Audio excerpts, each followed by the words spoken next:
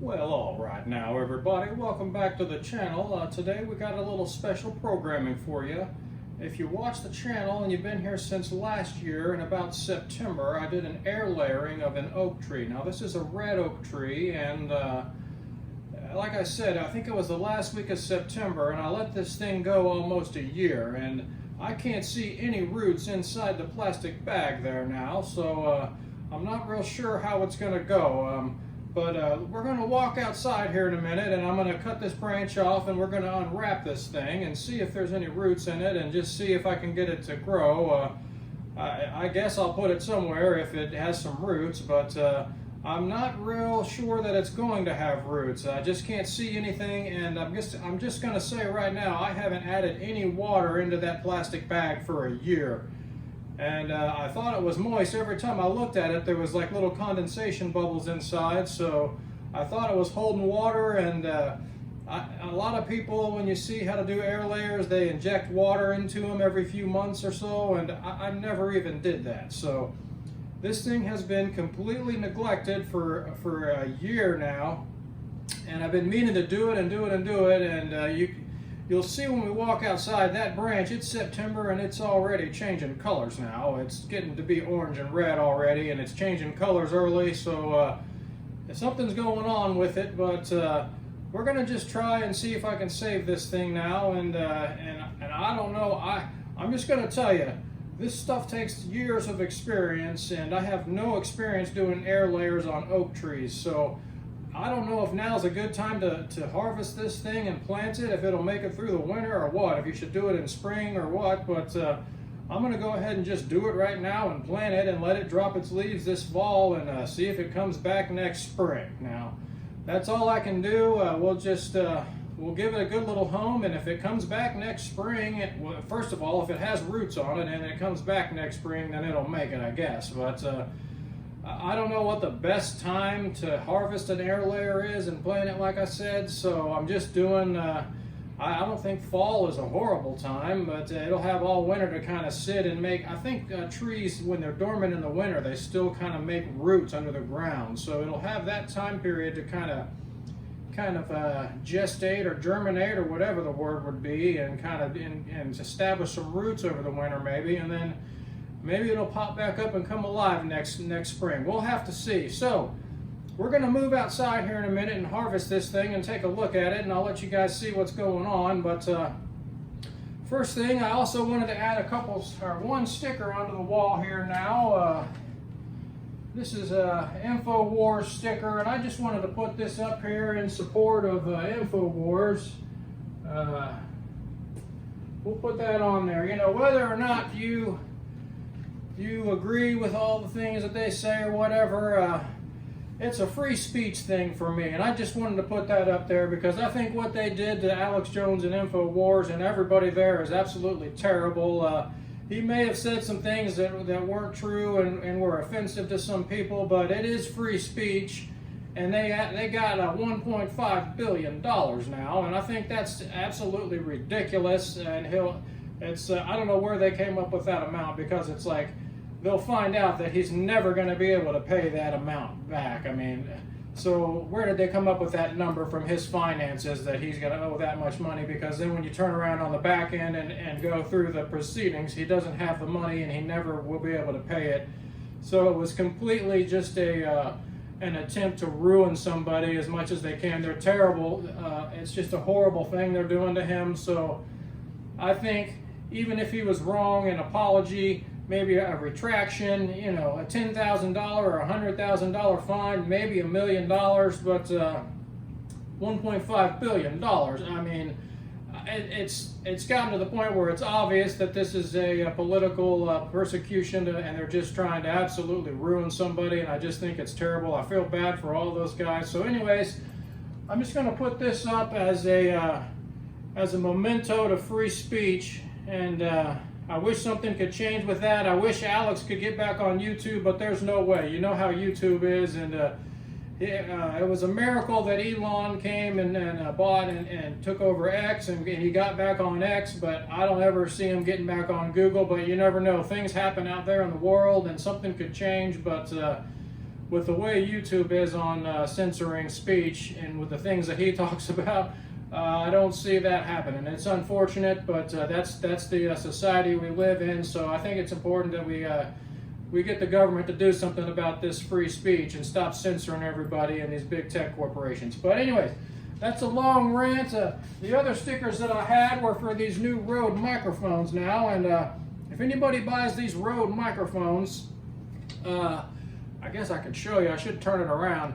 I was looking on their website, on their YouTube, and a lot of the people in the comments are not happy with the size of this, the logo on this, because it takes away from the presentation. The professional photographers were all saying when you mic somebody, the microphone should just kind of disappear and you shouldn't really notice it. So having this big gaudy emblem is kind of obtrusive to your presentations or what have you, your videos, movies, whatever. But if you notice, they send these little stickers, and I figured it's just the right size. It might be in order to cover that up. They may be trying to listen to everybody, because if you look at this, I don't even know if you can see that now, but there is a logo on that, but it's very hard to see. It's black on black there. So I think that's what these are for. I think they're trying to listen to everybody, and I think if you want to cover this up, they send you 2 stickers so you can put a sticker over these. So I don't know, I might do that or I might not, but I am a little bit concerned about these little digital mics, because I really get to sweating when I'm out making firewood, and I'm sweating right now. I was just outside messing around, but I also get so much sawdust. I'll have to put a mic cover, the little fuzzy chicken head covers on there, and whatever they're called, and keep the dust out of it. But I'm gonna get so sweaty and everything. But anyways, I bought some microphones to try to help the quality of the presentations here, because the videos, it's a little bit tough when you step away from the microphone and there's wind and ambient noise and things. So, and especially on the live recordings, I'm having a problem with my microphone on the live. So, side note, I don't want to get into all that right now. I can talk about it more later or do a video. Anyways, let's move outside here and take a look at this air layer. I've been rambling on about 10 minutes already. So let's get onto this tree, this air layer. Thanks for watching, and like and subscribe, and sticking with me through my little introduction. I know it's long.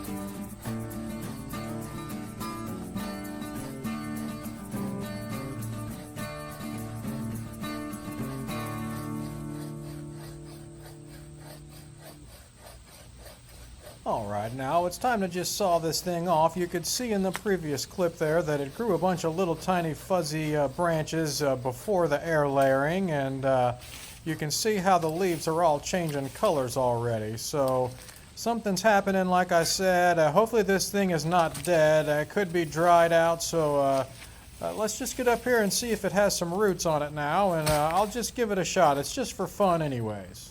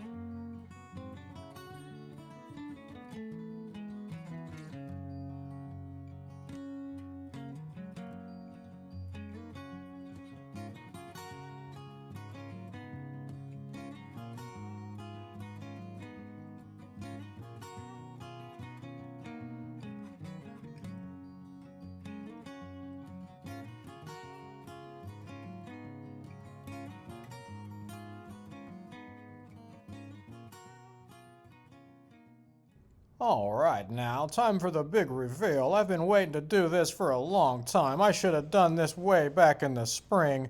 I am shocked. Look at the roots on this thing, and it is dried out now. I forgot to water it. That's the main thing. I didn't water this thing at all, so it is completely dry, and that's peat moss in there.